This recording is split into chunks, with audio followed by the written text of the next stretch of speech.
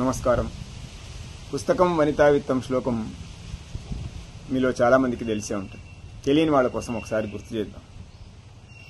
పుస్తకం వనితా విత్తం పరహస్తగతం గతః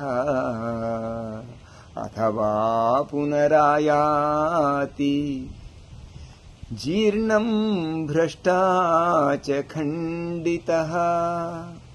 పుస్తకము, స్త్రీ, ధనం ఈ మూడు ఒకసారి వెళ్ళినాయంటే మళ్ళీ రావట.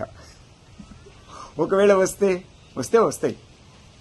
పుస్తకము జీర్ణమై వస్తుంది, అంటే పాడైపోయి వస్తుంది.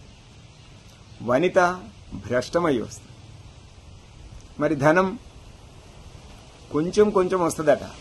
మనం 10,000 ఇస్తే వాడు అప్పుడో ఇప్పుడో వాడు ఎంబడి పడితే 1,000 రూపాయలు ఒకసారి, 2,000 ఒకసారి, 500 ఒకసారి, 100 ఒకసారి ఇట్లా ఇస్తాడు. నమస్కారం.